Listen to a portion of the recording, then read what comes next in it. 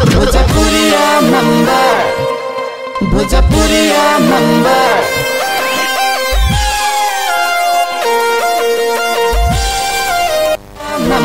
दिल में स्नेहिया के घर कर गईल, दिल में स्नेहिया के घर कर गईल, उम्र भर खातिर चाहत के असर छोड़ गईल। मिलल का एक झलक तस्वीर उनकर, दीदार उम्र भर खातिर अखिया के दे गईल। कार्यक्रम भोजपुरिया नंबर 1 लेके राउर संगतिया संगम रहुआ लोगन के संग फिर से हाजिर बानी जा दोस्त। जैसे ही हमने के सप्ताह के 3 दिन मौका मिलेला आवे के और कुछ कहे के तो रउआ लोगन के बीच आ जाइला। बाकी दोस्त कहल चाहता नहीं आज भी कार्यक्रम भोजपुरिया नंबर 1 में रउआ लोगन के संगे रहे, कुछ गीत संगीत होई और संगे जवन बतिया बात दिल में वो भी हमनी के संगे होई जात। काहे ना रउआ लोगन के बीच जब बानी जा तो कुछ गीत संगीत शेरो शायरी और हमनी के बीच जितना भी गाना आइल बा वो गाना आज भी कौन कैसन बा वो दिखावल भी चाहे जा। तो दोस्त सबसे पहले कहल चाहता नहीं कार्यक्रम में यदि रउआ बातचीत के सिलसिला रखल चाहता नहीं या फिर कोनो बतिया बा जवन हमनी के संगे शेयर करल चाहता नहीं तो जोड़े खातिर स्क्रीन के नीचा नंबर भी आ गई होखी रउआ लोगन देखत नहीं जा 01405300601 बस यह नंबर के सहारे रउआ लोगन के संगे रहे।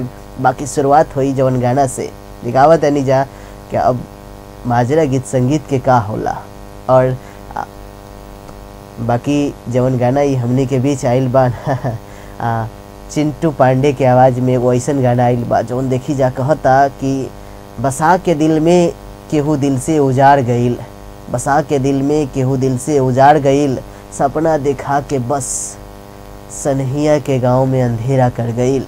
बताइब कैसे ओसे दिल के हालात अब जवन दोस्त रहे वो दुश्मन के रंग रूप दिखा गईल। तो दोस्त ऐसा ने कुछ गाने के बोल कहा था कि सनहिया के घर में घर केहू के बना के उजाड़ल कितना वीरान लगेला। अब तनी ये गाना के बाद रउआ लोगन के संग कार्यक्रम के सिलसिला रही रउआ लोगन के बीच। बाकी इससे पहले कहल चाहता नहीं जितना भी संगति हमनी के संगे कार्यक्रम देख रहा बानी जवन भी कौनो गाना बा रउआ लोगन के मन में तो शेयर कर सकता नहीं और हमनी के संग बता भी सकता नहीं जा। और ये गाना में ऐसा का सब होता का सब कहता रउआ लोगन से होई हमनी के बातचीत ये गाना के बाद, ताकि दोस्त जितना भी गीत संगीत हमनी के संगे आवेला वो गाना में कुछ कमी कुछ खामियाँ और साथ साथ कुछ मनोरंजन की जवन बतिया होला वो रउआ लोगन के बीच हमनी जा चुनीला और राखीला। तो दोस्त काहे ना हमनी के बीच पहले गाना दिखावल जाई और देखी जाए गाना में का कहता। बाकी चिंटू जी के जितना भी गीत संगीत आवता आजकल इनका डायलॉग भी आना बंद हो गई बना। बाकी कुछ दिन के पहले फिल्म में जवन डायलॉग आवत रहे सुने के मिल के रउआ लोगन के पता होई मोहब्बतें फिल्म में जवन इनका अंदाज रहे और जितना भी संगतियाँ देखले हुई चिंटू के पहचानत हुई ना और से तू दीवानी हो तो आजा में भी बढ़िया ना बढ़िया रह जा। बाकी दिखावत नहीं जा दोस्त ये गाना में ऐसा क्या कहता कहल जाला कि दिल के मैटर बड़ा सीरियस होला तबे नु प्यार पर असर अखिया दिखावेला। आवत नहीं सुंदर संगीत संगीत के बाद रउआ लोगन के बीच कार्यक्रम भोजपुरिया नंबर 1 के सिलसिला राखेब जारी चा बस 01405300601 से सुंदर संगीत संगीत के संगे से रउआ लोगन के बीच आ गइल बानी जहाँ कार्यक्रम भोजपुरिया नंबर 1 के सिलसिला जारी रखे खातिर जवन गाना वही रउआ देखत रहनी है। गाना में बतावत रहे ले गई लुजान जियते मुआ के ना जिया अब भाई अब ऐसा गाना आई जा तो का कहीं मनवा। बाकी चला तनी लेके फिर से फोन लाइन के इशारा भइल बा कौन संगतिया बा हमनी के बीच देखा देनी जा। हेलो हेलो नमस्कार जी, कौन जगह से बानी रहुआ? लक्ष्मणिया से। अच्छा सबसे पहले ही बताइए आज दिन कैसन रहल हा? दिन हाँ बहुत अच्छा रहल हा ना। अच्छा एक बात बताइए कार्यक्रम के जरिए पूछल चाहता नहीं राउर शुभ नाम का बा? अविनाश अधिकारी। अविनाश अधिकारी। अविनाश जी बताइए गाना कैसा लागल है जवन अभी चिंटू जी के रहे? बहुत अच्छा। ये फिल्म देखले बानी रहुआ? ना देखले बानी? देखले बानी लेकिन नाम नहीं पता। ये बतिया मोर संगे बा बस 4 दिन पहले देखले रहनी चाह ए में जवन है ना ना ये के गाना नहीं खे। हमारे कंप्यूटर जी कहा था कि मेहंदी लगा के रखना नहीं खे। बाकी ये बताइए हमनी के बीच ये गाने के संगे संगे अब वही जवन गाना अगला आई जा है नु कौन बतिया बा मन में तरह हमनी के संगे रख सकता नहीं? अवधेश प्रेमी के गीत बजाई ना। अवधेश प्रेमी के अच्छा लगे रहुआ के? अच्छा चलिए जरूर अगला गाना हमनी के अवधेश प्रेमी के होई कंप्यूटर जी से रिक्वेस्ट बा ठीक बा।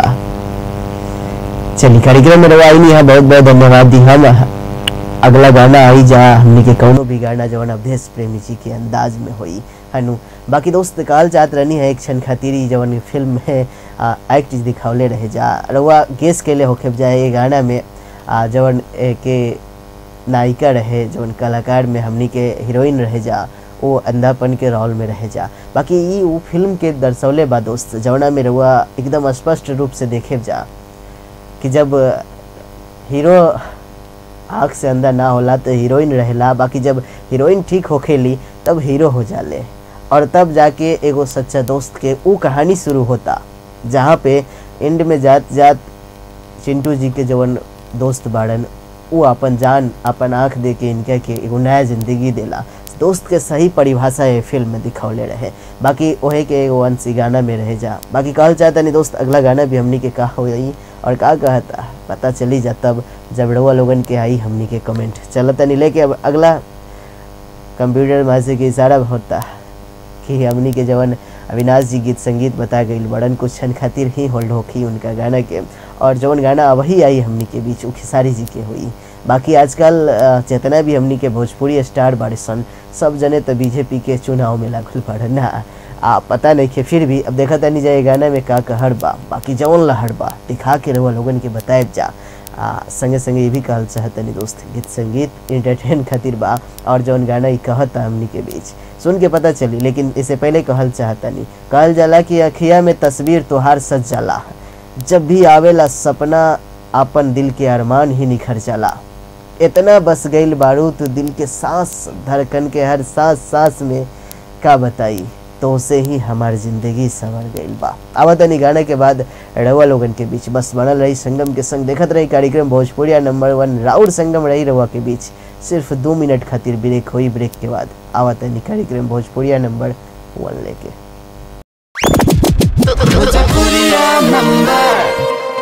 भोजपुरिया नंबर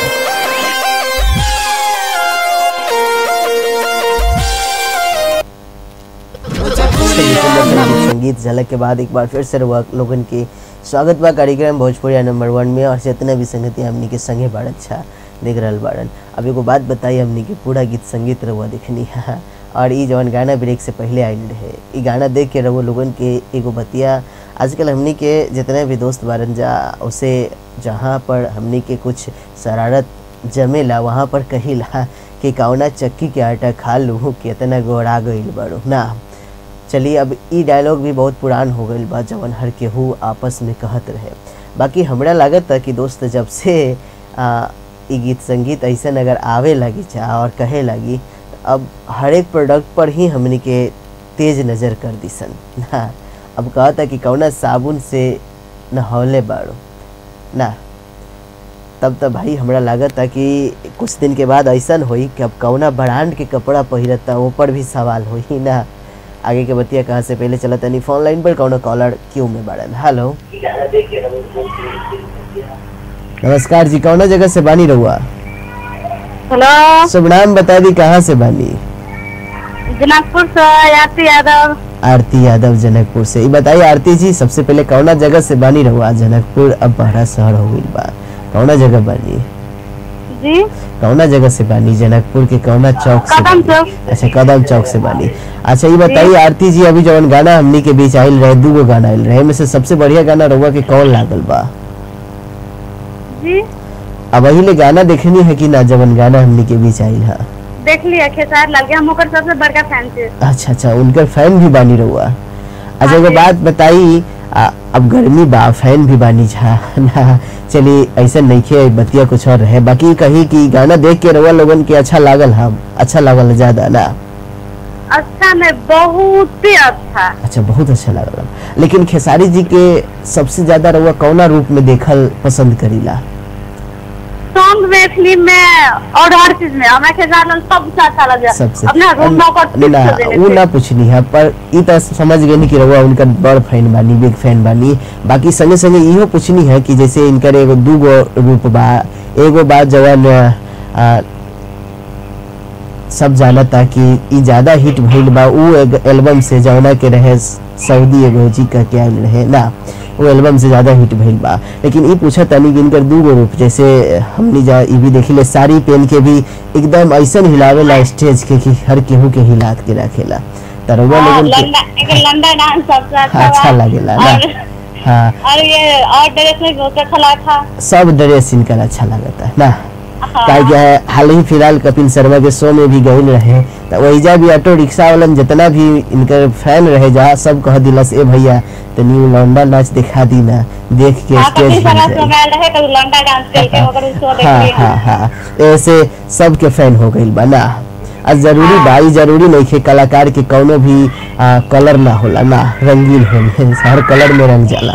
चलिए बहुत बढ़िया। लेकिन एक बात बताइए आरती जी, अगला जवन गाना आई अवधेश प्रेमी की आई ये गाना प्रेमी के नहीं बजाई, हम डिमांड करता रहे, हम फोन के लिए ना। हाँ हाँ, तो गाने के बोल बता दी। बंधन बंधन बंधन ये के सारे लड़के बंधन बंधन है नु। अच्छा चलिए ये गाना में तो तीसरा रूप दिखौले बाड़न एकदम भोला भाला के, जे दुनिया के बारे में कुछ हो न जानेला ना। चलिए ऐसे पहले भी कोनो हमनी के बीच जवन गाना क्यों में आइल बा अविनाश जी के, ओ के बाद राउर गाना आई, ठीक बा। मैं हम गुजारिश करब कि अवधेश प्रेमी के गाना नहीं बजा, ओकर गाना बहुत खोल रहे हैं, हमरा एको अच्छा नहीं लगे। अच्छा भगवान का के नाच निकल के ओकर गाना बिल्कुल पसंद नहीं करे, हम ये गांव पीछे चार लड़के गाना बजाओ। ए गाना का तरफ से ये चली चली बहुत बहुत धन्यवाद दिया बड़ुआ के। लेकिन कहल चाहता नहीं कि अब तो रउआ स्पंदस में डाल दीनी हार थी जी, लेकिन कहल चाहता नहीं जितने भी दोस्त बा अब खट्टा के साथ ही नमकीन भी अच्छा लागेला है नु, और नमकीन पर कुछ मीठा भी अच्छा लागेला। ऐसे अब जितने भी कॉलर बाड़न जितने भी दोस्त बाड़न अगर उनके के अवधेशी के बा प्लीज प्ले करे ये सॉन्ग खेसारी लाल के प्लीज। अच्छा चलिए बहुत बढ़िया। राउर बतिया के दिन से लगावत तनिया और वो लोगन के बीच रखे, लेकिन संगे संगे ये भी कहल और ये भी जरूरी बा कि अगर आपन पसंद चली तो कुछ दोस्त के भी पसंद चली, तबे नु सब जने देखी और संगे संगे सबके कमेंट हुई। ऐसे कहल चाहता नहीं अविनाश जी के जवन बा गाना के पूरा होके दी, फिर राउर गाना रख दिहल जाई। उससे राउर फेवरेट जवन एक्टर बा उनके गाना रउआ देख चुकल बानी, तो ये गाना के बाद राउर गाना आई, भला ही रउआ के ना पसंद बा तो कुछ देर मिनिमाइज करी, आवत आनी राउर गाना लेके ये गाना के बाद। तब तक खातिर सुंदर संगीत के सिलसिला रही। बाकी अवधेश जी के ये गाना का कहता दिखावत आनी जा सुनावत आनी फिर बताए। बाकी कहल जाला कि अगर कुछ नेगेटिव गाना हुई ओके हमनी जा पहले साइड करीला ताकि दोस्त सब जने फैमिली में देख सकी, और कंप्यूटर जी भी हमनी के यही इशारा करेला ना।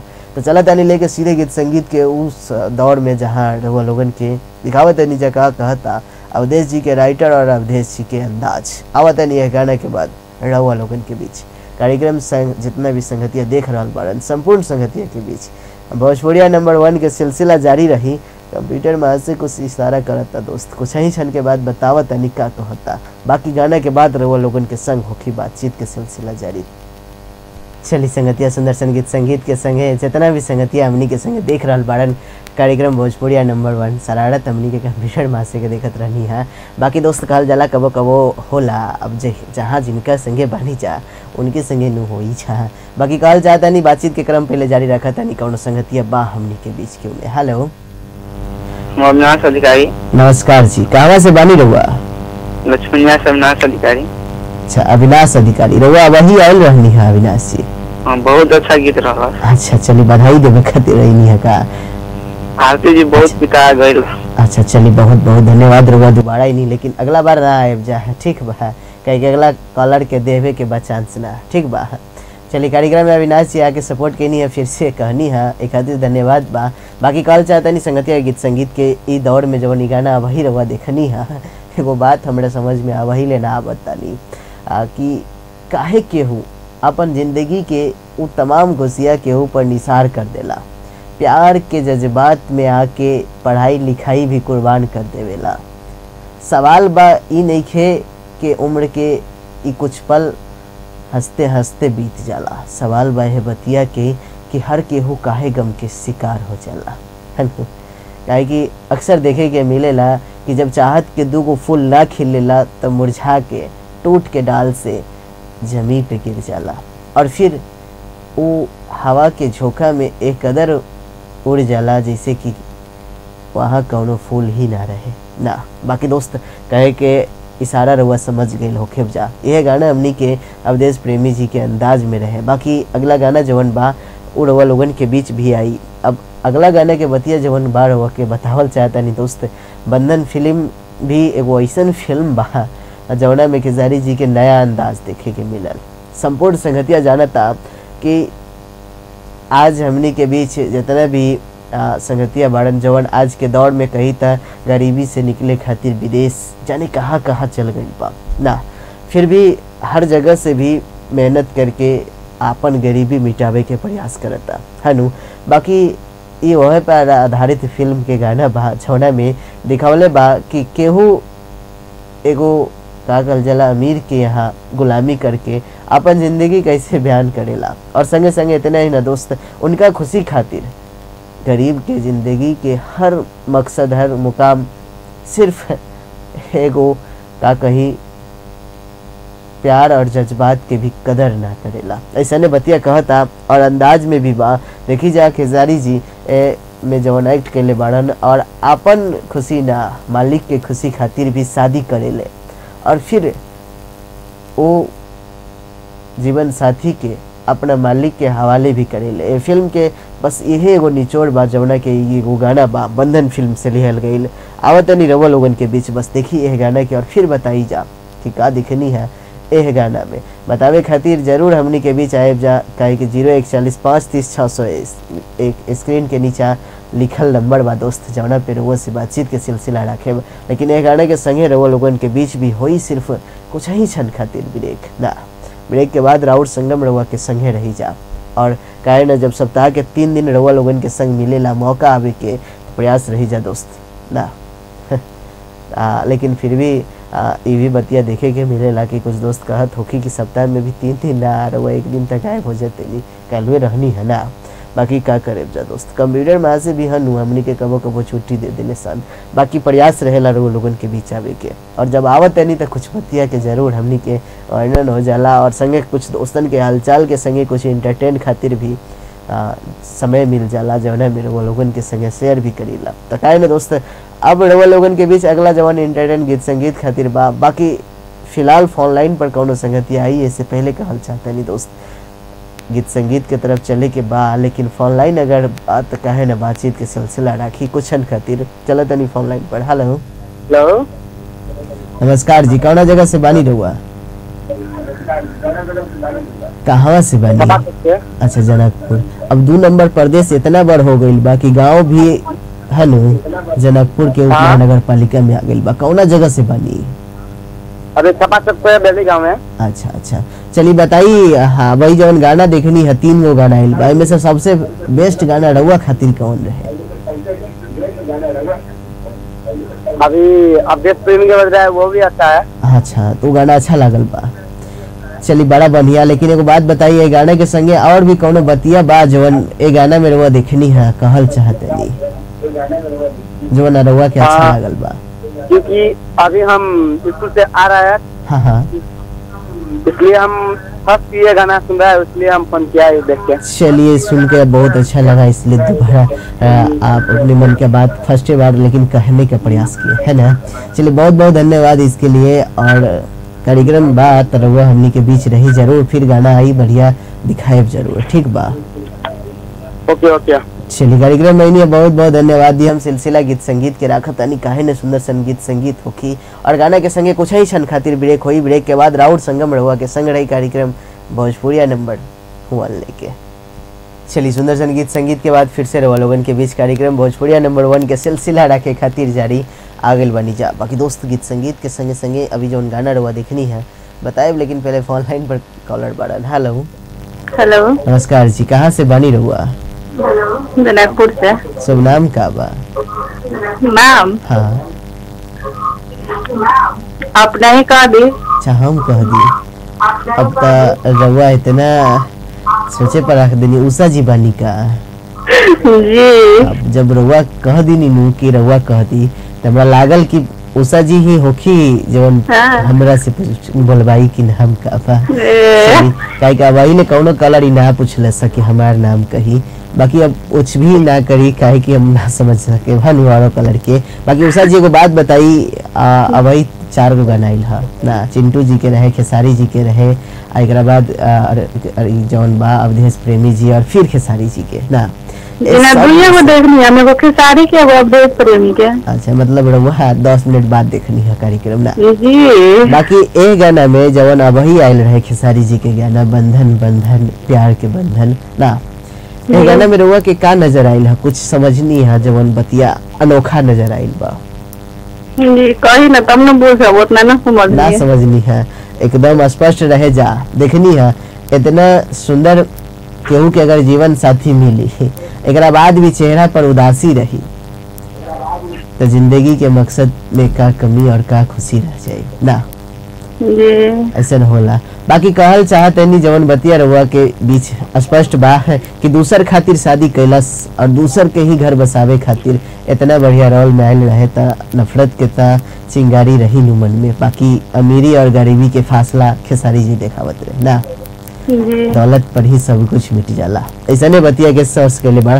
बाकी एगो बात बताइए हमनी के बीच जवन उषा जी अगला गाना आई कौनो बा मन में जवन राखल चाहत जी। बावई दिन गाना के डिमांड कैली बजा दे लेकिन लाइन ही कट गेल ओई दिन ना देखनी है जी ना, लाइन ही कट गेल। कंप्यूटर में से पूछल जाई गाने के बोल का बा बताई कौन गाना रहे? मुस्कान में यहाँ के जादू को न छुपल, मुस्कान में यहाँ के। चलिए अब हमनी के कंप्यूटर में से कहत था कि गाना बाजल रहे लेकिन चलिए आइयो बजा दी ना देख लिए जाई। आशा जी उषा जी अब बताई गाने के संगे किनके के याद करे के बा, कुछ दोस्त बा जिनके सबसे पहले अपने के। अच्छा अरवा नाम से जाने वाले जितना भी दोस्त बा सब खातिर ना, खास करके राहुल बबुआ खातिर है नु।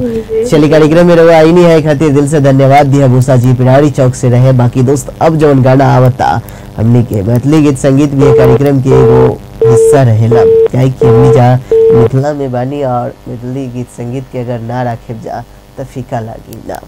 ऐसे दोस्त अपन माटी अपन पानी के भी कुछ अंश गीत संगीत में झलक जाई तो अच्छा बा। तो चला तनी लेके अब गीत संगीत के अगला रंग जवन बा। बाकी चले से पहले अब ई मुस्कान में यहाँ के जादू कोनो छुपल ई बतिया कहता। बाकी ए गाना के संगे संगे रवा लोगन के बीच कोनो कॉलर भी बा, अब लास्ट कॉलर हुई बातचीत के दौर में। चला तनी लेके फोन लाइन पर। हेलो हेलो नमस्कार जी, कौन जगह से बानी रहुआ?